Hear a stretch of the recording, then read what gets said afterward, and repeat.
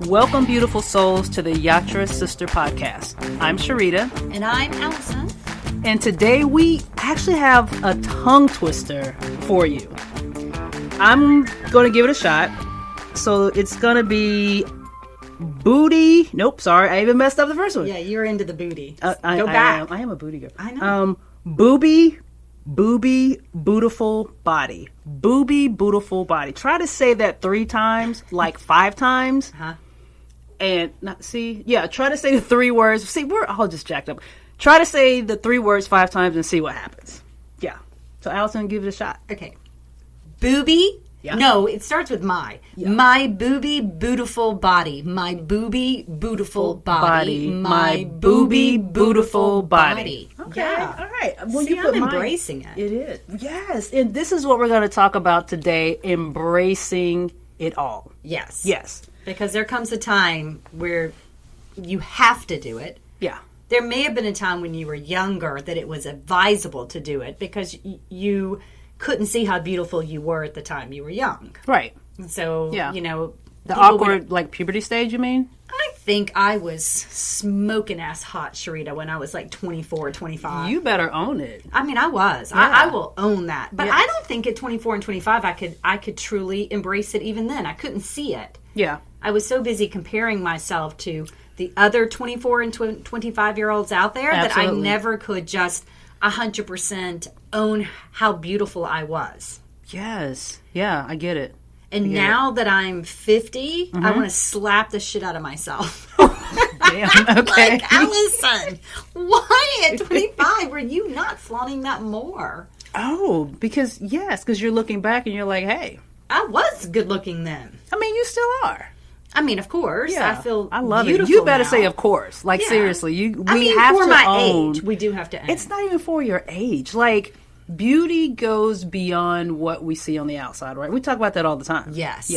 Yeah. Yes, we have to do that. But as women, I think that's hard. I think as 2 women, we could sit here and act like we're these gurus, these women of wisdom that others are listening to. And we're like, oh, ladies, love yourself. Beauty comes from the inside.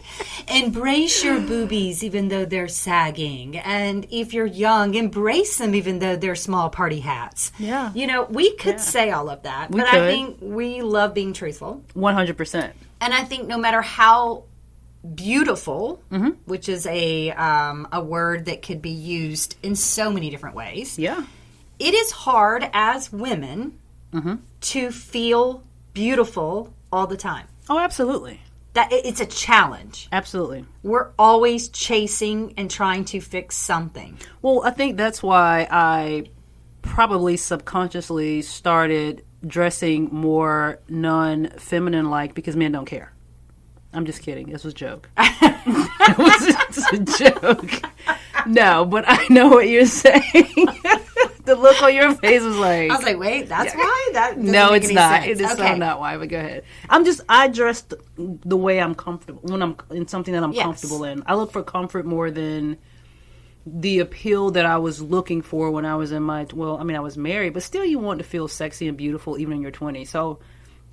I'm at a different place, so the way I dress reflects where I'm at right now, which is comfortable. Well, I think that's a big word that you're saying, because you're now at this age, you're comfortable with who you are, even though that's different than how society thinks a woman should be defined as beauty. Correct. You're well, let's hope that society has opened the doors a little bit wider nowadays. Yeah. But absolutely. you have chosen that this is your beauty. This is the best way to shine your beauty. Correct. And this is the best way I feel that my energy inside matches with what you may see on the outside. I'm just very comfortable with who I am and what I have on, and I love my kicks, so that's just me at this moment in my beauty right now. That is effing awesome.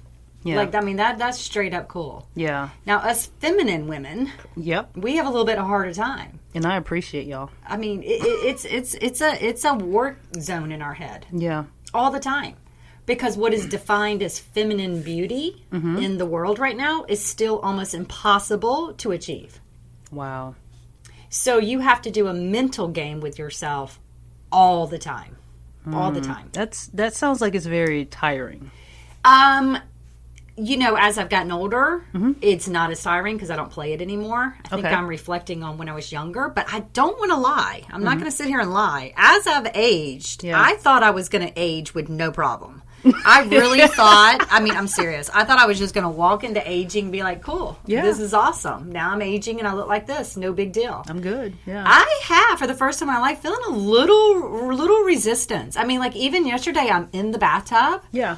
And I'm kind of like slumped a little over, and I'm like, motherfucker, my boobies could almost touch my knees. When did this happen? Really? Not really. Not that bad. Okay. I'm like, but they really were hanging very, very low, and I'm not used to that.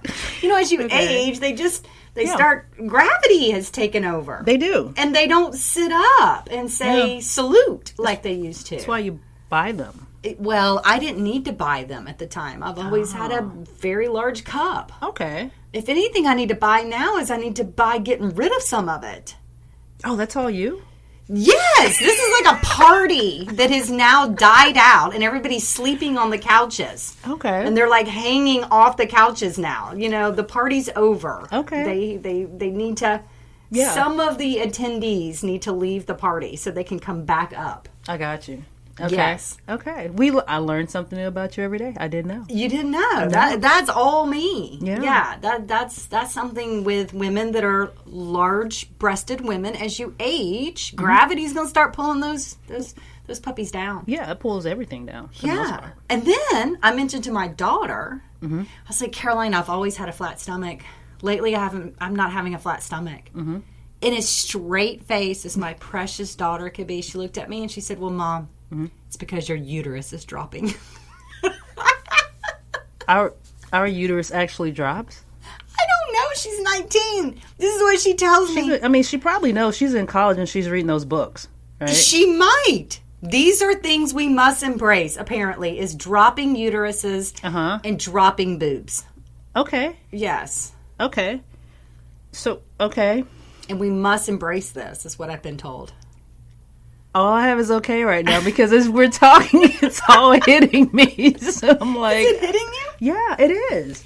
Well, think of it this way. We're born 70% water.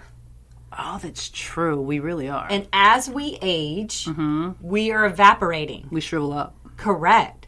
Like right now, if I went and checked in, I mean, I'm probably like 42% water. Where I used to be 70. That's why you look so plump and shiny when you're young. Can we just drink a whole lot of water? I think we have to do that to even maintain, but we don't get to keep it. It's not the fountain of youth, in Greenville water system here. That's true. That's true. Okay. I mean, I think we're making a dismal point right now, freaking out our young listeners. No. I mean, this is a part of the beautiful part of life when you can talk about where you are and be okay. Yes. Yeah. Yes. Yeah. So going back young, okay. So beauty when we were young. Right. What is it that young women, even ourselves, couldn't 100% fully be comfortable in our beauty, regardless of what the outside world? Meaning, some people can say, well, of course, look at that person. That's what society deems beautiful. Why can't they see they're beautiful? And then there's others that maybe society wouldn't deem them beautiful, but my God, they carry themselves. And you feel like they feel beautiful, which then you start seeing them as beautiful, right? Yes, absolutely. I guess my question is two parts. One, why do you think young girls, even including ourselves when we were young, struggle in feeling beautiful? But looking back, I think for me it was a couple of things. Looking back, it was, and by the way, during that time I was into men, so let me just preface that. Yes. But I think for me it was more of a, in your head, and I don't even know if it's subconsciously done. I know my parents didn't do that, say it to me, but in your head it's almost like you're about to come down this little narrow tunnel where you're going to be vying for the attention of a man because you're told you're looking for that husband so that you two can start to build a family and so you can do this. So it's like you look around and you realize I have all this competition out here. Yes. You know, and yes. I want to look good. I want to be presentable. I want someone to be attracted to me. And more importantly, I want the type of person that I want to be with to be attracted to me, not just any guy. Mm-hmm. So it was, I think for me, it was those things. Like I remember going to the rec center back in the day and wearing like little short blue jean shorts, but that wasn't my personality, but it was what I did because all the girls at that time did that, and they got the attention of the guys that were playing basketball, that were athletic, that were out there doing certain things. So for me, as a young woman, it was more about making sure I was at the top of the pool for the type of guys that I thought that I might want to one day have a family with. Yeah. I agree. So that was me. What about you? I think I agree with you. Beauty was a sexualized moment in our life to attract the male species. Absolutely. And until we could fine-tune that competition, we couldn't feel beautiful. Yeah. Oh, 100%. Yeah. That was me too. Okay. I mean, I also was put into a smaller box where I've already disclosed I worked at Hooters during college. Right. So there was a double whammy on there of competition from one pool being at University of Georgia, then take that pool and put it into Hooters girls, and then take that pool where some of us were actually doing modeling gigs on the side. So there was constant competition based off of outer appearance to define if you were beautiful or not. Right. Yeah. Well, and I think I rode that train for a very long time where I was always defining my beauty by my outer appearance. I never learned how to dig a little deeper. Yeah, absolutely. And figure out that my beauty would even be more beautiful if I got away from my outer appearance as the use of my definition of beauty. Yeah, I think the same for me too, because I was so painfully shy. That I honestly wanted, if I could have disappeared on the spot sometimes, I would have been happy. So I think for me, I started to feel like if people actually talked to me and found out how quiet I was or how shy I really was or how boring that I thought I was, that beauty had to be the first thing that they saw and that they were attracted to. Oh yeah. Yeah. I think we all do that because it's an easier way to accomplish. If I can get the outfit right, my hair right, the lipstick right, then people will approve of me and it'll be easier. I won't have to really show what's inside of me. Yeah. Well, I mean, I think I coasted that way for quite some time until I was about 31, 32. Okay. After the birth of my daughter. And I noticed this one little white spot on my hand. Okay. And I thought, that's interesting. And then I noticed one under my eye, and I thought that was interesting. And then by the summer, I went to lay out by the beach or the ocean or whatever, and I did not have sunglasses on. But after I got sun, I looked like I had sunglasses all the way around me. Okay. So much that I was on an elevator, and someone made a comment that I looked like a raccoon, thinking it was funny. Like, oh, you fell asleep with your sunglasses on. You look like a raccoon. Yeah. It was not. It was vitiligo. Wow. And I remember the heartbreak of having someone make that joke to me. Yeah. And them not knowing that was not funny. Right. From there, it went to my knees, it went to my ankles, and it was devastating to me. Vitiligo, hit me hard. Because I lived in Florida, so I couldn't stop being tan. So it was very apparent. Right. From there, I had to start making some major decisions. About my beauty. I had to dig deeper. I think that's when I really got involved in yoga then. I had to find another way to show my beauty beyond my skin. Not just for others. That was the thing. I could try fake spray tans. I could try makeup. I could do all these things so I still could compete in the world as beauty. Yeah. But I was more concerned with my inside. I needed to feel beautiful about myself on the inside. Yes. Not what other people were thinking. It only mattered to me. Because I had so many people tell me, well, I don't even notice it, Allison. I don't ever notice it, Allison. And I would say, but it's not about them noticing it. I notice it. Exactly. I think for me, when I started looking at it from that perspective, I was in my 30s because I had been married, had 3 sons, was divorced. Painful experience when I was 28. And so it was in my 30s when I got to a place where I was kind of ready to start getting back out there.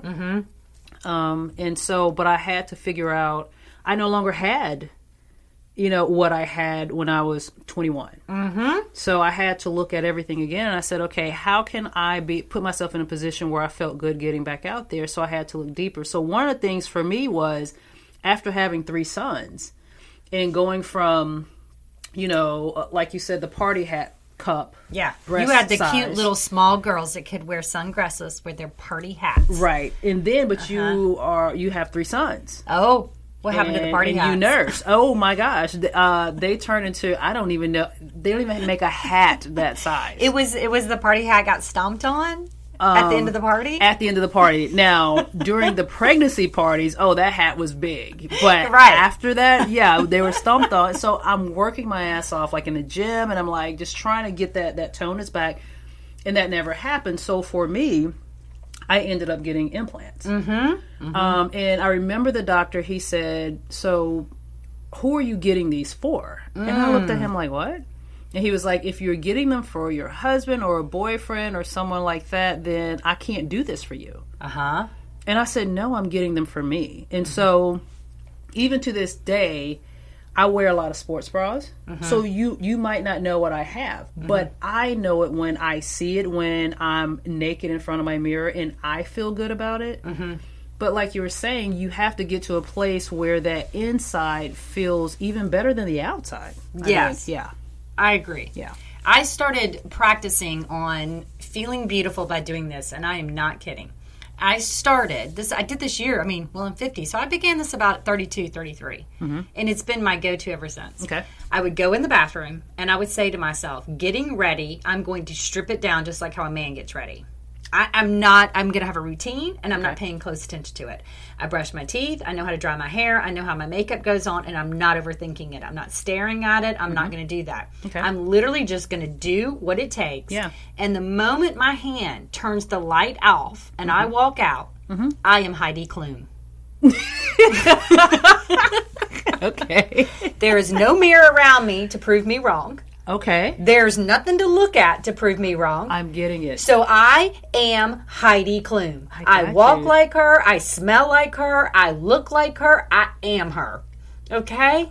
And that became something I just chose to start doing. And I am Heidi Klum. What do you look like, Allison? I look like Heidi Klum. You looked like her when you walked in the studio today. I was like, look at you. That's so sweet. Yes. But, I don't use the mirror. Right. The mirror is irrelevant to me now. So important for you to say that. Absolutely. Because if I used the mirror, and this is back in my young, good-looking days, if I used the mirror to define my beauty, I would get very depressed because I would see my flaws. And then it would affect my mind. And then it would affect my energy. And then it affected how I went out. So if I started to say to myself, I will not use a mirror to define my beauty, I got this. Yes. I got this. So that's what I think. I think step 1 is stop using the mirror for definition of beauty. The mirror is there so you don't poke your eye while you're using mascara. That's really all it's there. Yeah. It's to guide you to where the part in your hair is. That's like it. That's true. Think about it. Yeah. You don't need it to shave your legs. I don't shave my legs. Okay, but I have no hair on my legs. Sharita, you're like not going to be a girlfriend I like anymore. You see that? Like, look. I know. Why? Why never do you have such like a awesome day in my life situations for yourself? I'm grateful because I thought everybody was that way at one point, but I'm grateful. Yeah. And then you got the whole black don't crack. You got no wrinkles. Thank you. I know. Thanks, Mom and you Dad. Still have your dimples that make you look like you're like 11. But again, you know what? You are beautiful. But I'm going to tell you what we were just saying that another girlfriend should say to another girlfriend. Yeah. You aren't beautiful just because of your skin. I fell in love with you and think of you beautiful because of your inside, who you are. Same here with you. Same here when I walked into that class first day for yoga teacher training. Yes. 100%. That's our beauty. Yeah. It's the inside of us. Yep. I learned a long time ago how you make someone else feel is how they remember how beautiful you are. I love that. I know. And that's true because I'm thinking, as you said, I'm thinking back on people that I've met, and that's absolutely true for me. Yes. Yeah. If someone makes you feel like shit, you do not remember them so beautiful anymore. No. But if someone makes you feel really good, you remember them as awesome, like, good looking. I love her. Oh, he's amazing. I love him. Yeah. Yes. Yeah. Use words like I love. Yes. Wow. So I think if we pay more attention to how we make people feel and less about the mirror, yes, we're getting somewhere of being able to feel our beauty. 100%. Yeah. I totally agree with that. Because we were just talking before this podcast about how our bodies are not who we really are. No, it's actually my grandmother when I was little basically taught me that the body is basically just an outer shell that's used to carry your energy and your soul around. Yes, it's a car. Yeah. I tell people this all the time when I'm helping them during life coaching appointments, that if your car needed gasoline, you put gasoline in it. If your car needs new tires, you go get new tires. Yes, but you don't sit and judge yourself about it. No. You don't be like, oh my God, I'm just a terrible, horrible person. I should be judged. I'm awful because I need gas. Right? So I like to think of my body as like a car. Yeah. And I'm the driver inside. That's perfect. Right? Yeah. Now, we have to take care of both, just like if you think about a car and a driver, right? The car cannot be in disarray and be on the road. You're going to have an accident. So you can't, not take care of the car, for God's sake, and never change its oil. By the way, I didn't change oil in my very first car, and I blew it up. And when I found out I blew the engine up, they asked me about when was the last time I changed the oil, and I literally said, what is that? Okay. Didn't it come with it? Like, I didn't know there was oil. Yeah. Okay, so if you don't take care of the car, there could be an accident. But you don't define yourself by being the car. If you don't take care of the driver inside, if the driver's drunk, if the driver's going to pass out, if the driver is asleep, you're going to have an accident. So we have to take care of the car, but we shouldn't define ourselves as the car. So am I clear in understanding that when you talk about the car and the driver, does the car represent our physical body that you see and the driver represents our soul and our energy? Yes. Okay. I thought that's what you meant, but I wanted to make sure I was clear. So we have to take care of the energy. Absolutely. Your inside has to feel like Heidi Klum. That's important. Yes. That is the inside. That's my driver. Not everybody can see it. Mine feels like Janet Jackson. Oh, God, yeah. That's a good one. I know. She's a badass. She really is. Yeah. Yeah. And I am Heidi. You can be Janet. Yes, 100%. I see no reason for this. Okay, control. Yes. Okay. Yeah. Okay. All right. So we might have tinted windows and people don't know we're Heidi and Janet inside. Right. But that's our inside. It is. Yes, that's our mental choice. That's our perception. That's our energy. That's how we go out in the world. That's how we present ourselves. And I like to believe that Janet and Heidi make other people feel good. I don't know who they are in real life, but for me, they make other people feel good. Yeah, exactly. And then I take that inner Janet, channel that, and put Sharita with that. And then you have this energy that you saw in your class that first day. Just like I know you did with Heidi Klum. Yes. Yeah. And then my car, I have to take care of it. I mean, I can't completely ride around with it trashed out, flat tires, and like a piece of shit. No, we don't want that. I mean, it's got to get a bath once in a while. And once in a while, it might get a good old shine up, like a little wax job, That's it. Yeah. And so, I do take care of it, but I'm not defining myself by the car. Exactly. That's just the vehicle. Exactly. Yeah. Yes. Yeah. I think when we can start looking at ourselves in that light, we might be able to accomplish this.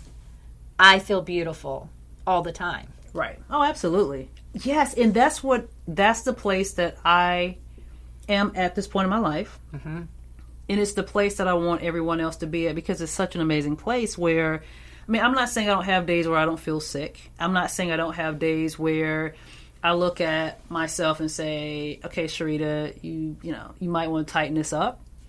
But we all want to get to that place where I would say every day, the majority of the day, if not the whole day, you feel good about who you are. Yes. Yeah. I think in my age, I have 100% found the answer to feel good of who I am. I love my driver. I love the inside of me. Yes. I'm proud of her. Yep. I lay my head down at night. I'm proud of her decisions. I'm proud of her character. I'm proud of her choices. I'm proud of her morals. I'm proud of her as a mother. I'm proud of her as a wife. I'm proud of her for being her. Yes. I love the driver. But I'm going to tell you, I still sometimes struggle at the end of the day or the beginning of the day or the middle of the day looking at my car and thinking, fuck. Old girl's gotten some dings. Right. Ooh, girl, honey, you're a little outdated. But I'm gonna still spit on you and shine up that backside. And, somebody might be appreciative of the vintage model. There you go. Yes. I do struggle, and I think a lot of us as women do. And I think most of that is because until society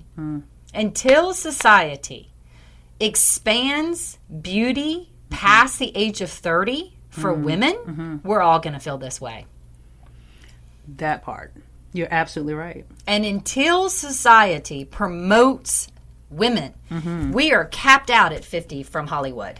We're capped out on magazines. We're called, the more mature woman and all these different things, which leads me to we start to have age-appropriate rules on us. That's not age-appropriate for us to dress that way or look that way. But man doesn't have that. It's just woman. No, it's us. Yeah. It's us. But the beautiful thing, too, is that we are society.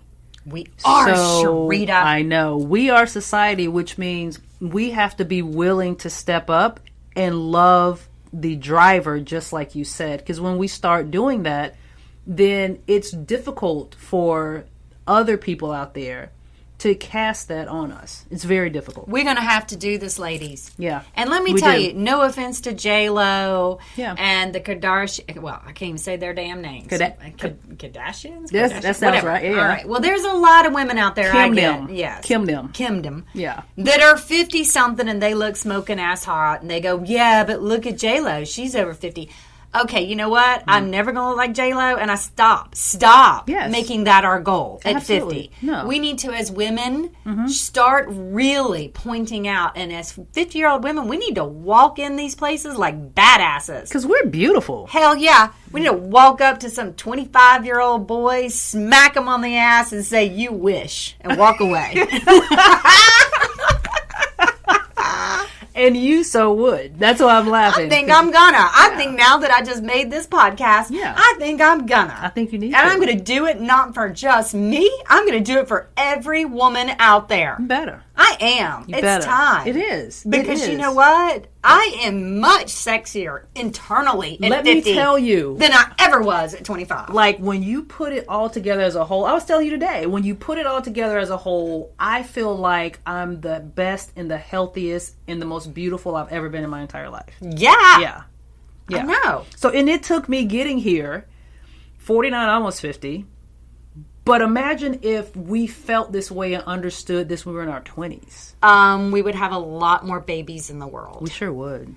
So I'm not sure I want to empower the 25-year-olds. God bless y'all. Y'all need to find your other people to help you get empowered. That's true. Just feel beautiful. This is just the only thing I can say for my 25-year-old listeners or 19, there's going to be a day you're going to look back and smack yourself. So love yourself right now. Right now. Like right this second. That's for everybody listening. Love yourself right now. Please do it. If you're young, love yourself because you're plump and hydrated. And That's that is just sexy in its own self. And if you're our age or even older, love it because we're smarter, wiser, and sexier on the inside than we ever were in our ignorant 19, 20-year-old bodies. Yes. Right now, a young boy would be lucky to be with a woman like me. What? 100%. That sounded like pedophile-ish. I mean, a young man. I'm trying to say that. I'm not went sideways on this podcast. No, just a little bit, but you're good. But you're you know good. what You pulled it back in a row. I'm pulling it back. Yes. I'm trying to pull it back for us women out there. You pulled it back. We're going to have to all get together because it's time that really is. We all feel beautiful in every stage of our life. And do not be afraid to tell your friends that they are beautiful. That's important too. Please. That's I love that. Yeah. I think we should say that word. Okay, let's do it. Let's do a Yatra Sisters challenge. Yes. Okay? Okay. Here's a Yatra Sister challenge. Okay. In the next week, you must every day find a minimum of 3 to, let's do 5. 5 opportunities to word beautiful. Yes. It can be to a person. It can be their clothing. It can be their smile. It can be an attribute. You must use the word beautiful 5 times a day. I love it. And it can be your energy is beautiful today. Yes. Yeah, your smile. It doesn't have to be anything that's coming like you're trying to come on to somebody. It's you're acknowledging the beauty of who that soul is that's inside that car. I 100% like this. Yeah. I'm going to start right now. Okay. Sharita, you are beautiful. I felt that. Thank you. And I'm going to start too. Yeah. Allison, you are so beautiful. Aw, I felt that. Yes. This is so much fun being a Yatra sister. It is. It really is. That I say, everybody, love your boobies, your booties, and your bodies. Yes. Because it's really a decision you've made on the inside. It truly is. And that's all it is to it. With that, I say, hey. Amen. Amen. That's right. Because you're all beautiful out there. Absolutely. Absolutely. See you later. Have a good one.